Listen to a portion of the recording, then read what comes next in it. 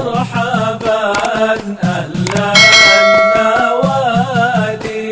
Makanya Imam Junaid Al-Baghdadi beliau mengatakan di dalam satu maqalah beliau dikutip oleh Imam Abu Nuaim Al-Asfahani dalam kitab Hilyatul Awliya wa Tabaqatul Asfiya, Imam Junaid seorang sufi besar, Sayyidut Taifah, pemimpin para golongan sufi. Beliau dilahirkan tahun 215 Hijriah, wafat 298 Hijriah. Beliau mengatakan, tariqatuna muqayyadun bil kitab wa sunnah. Tarekat kami terikat dengan Al-Quran dan sunnah. At-turuq kulluha masdudah alal khalqi.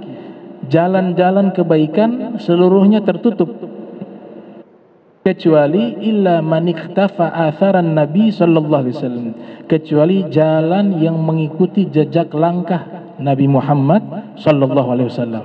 Itu satu-satunya jalan kebaikan. Jika ada peninggalan Nabi di dalam sebuah ajaran, peninggalan Nabi di dalam sebuah kebaikan, jejak langkah Nabi di situ ada, kita ikuti, pasti itu kebaikan.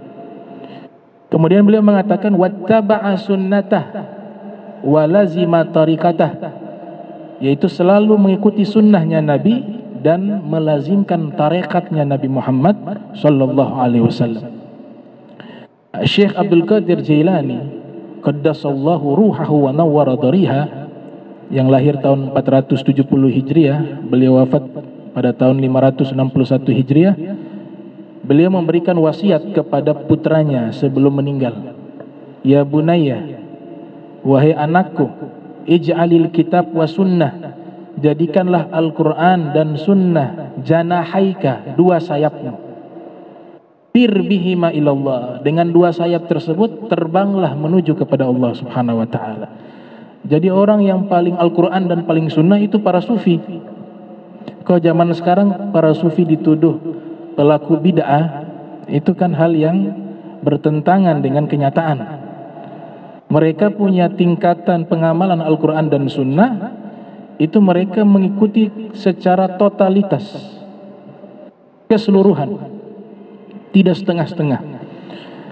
Nah, mengikuti Nabi Muhammad SAW bagi mereka bukan sekedar mencari pahala, sebagaimana terminologi fikih, ma yuthabu ala fi'lihi wa la yu'aqabu ala tarkihi. Itu umumnya orang-orang seperti itu. Kenapa melakukan sunnah? Ya dilakukan dapat pahala, tidak dilakukan tidak mendapat dosa. Nah, itu terminologi fuqaha paling awam seperti itu. Tapi tingkatan para asfiya, mereka mengikuti Nabi bukan hanya sekedar mencari itu, tapi bentuk terjemahan rasa cinta kepada Rasul sallallahu alaihi wasallam. Sehingga Imam Syafi'i mengatakan di dalam syairnya, in kana hubbuka shadiqa la ata'tahu innal muhibba liman yuhibbul muti.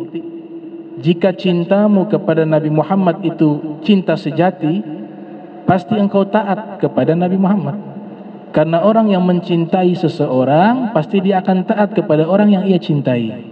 Jadi kita ikuti Nabi bukan sekedar hanya ingin mencari pahala, tapi juga sebagai bentuk rasa cinta kepada Nabi Muhammad sallallahu alaihi wasallam. Itulah substansi hadis, seakan-akan dia menghidupkan aku.